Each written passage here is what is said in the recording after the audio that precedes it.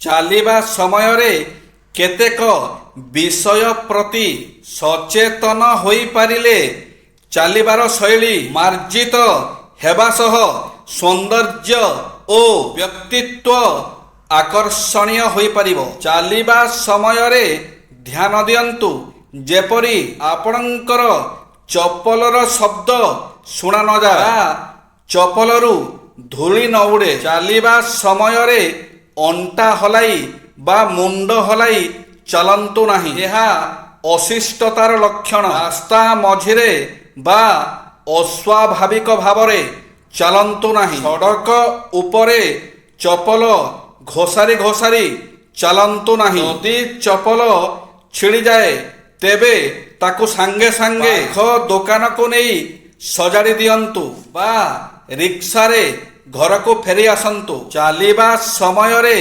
ହାତକୁ ମୁଠା କରି ଜୋରରେ ଆଗକୁ ପଛକୁ ହଲାଇ ଚାଲିବା ମଧ୍ୟ ଅଶୋଭନୀୟ। ଯଦି ବା ଖୁବ୍ ତେଜ ଗତିରେ ଚାଲୁଥାନ୍ତି ତେବେ ହାତର ଗତି ଯେମିତି ନ ବଢ଼ିବ ଧ୍ୟାନ ଦିଅନ୍ତୁ। ଚାଲିବା ସମୟରେ ଅଣ୍ଟାରେ ହାତ ରଖି ବା ସାଥୀଙ୍କ କାନ୍ଧ ଉପରେ ହାତ ରଖି କଥା କହି ବା ଜୋରରେ ହସି ଚାଲିବା ଅନୁଚିତ। କେତେ କମ୍ କାମ କରିଦେଲେ ଚଳିବ ସେ କଥା ନୁହେଁ, ବରଂ କେତେ ଅଧିକ କାମ କରାଯାଇପାରିବ ତା ଉପରେ ସଫଳତା ନିର୍ଭର କରେ। ଠିକ୍ ସେହିପରି କେତେ ଅଳ୍ପ ସମୟ ଆମ ପାଇଁ ଦିଆଯିବ ସେ କଥା ନୁହେଁ, ସଫଳ ବ୍ୟକ୍ତି ବରଂ ପଚାରେ ସେ କେତେ ଅଧିକ ସମୟ କାମ କରିପାରିବ। ସବୁଠାରୁ ପ୍ରସିଦ୍ଧ ସଙ୍ଗୀତଜ୍ଞମାନେ ମଧ୍ୟ ପ୍ରତିଦିନ ସଙ୍ଗୀତ ଅଭ୍ୟାସ କରନ୍ତି।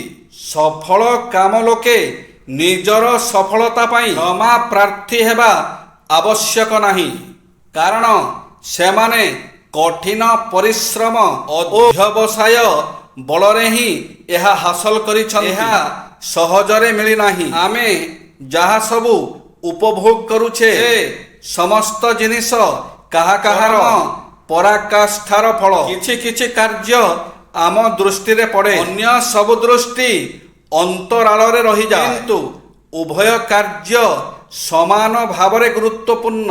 ଯେ ଜଣେ ସାଧାରଣ ବ୍ୟକ୍ତି ତାର ଶକ୍ତି ଓ ସାମର୍ଥ୍ୟର 25% କାର୍ଯ୍ୟରେ ଲଗାଇଥାଏ, ଯେଉଁ ବ୍ୟକ୍ତି ଯୋଗ୍ୟତାର 50% କାର୍ଯ୍ୟରେ ଲଗାନ୍ତି ତାଙ୍କୁ ଦୁନିଆ ସମ୍ମାନ କରେ। ଆଉ ଯେଉଁ ଅଳ୍ପ କେତେଜଣ ବ୍ୟକ୍ତି 100% ଶକ୍ତି ବିନିଯୋଗ କରିଥାନ୍ତି ସେମାନଙ୍କୁ ବିଶ୍ୱ ଚକିତ ହୋଇ ଚାହିଁ ରହେ।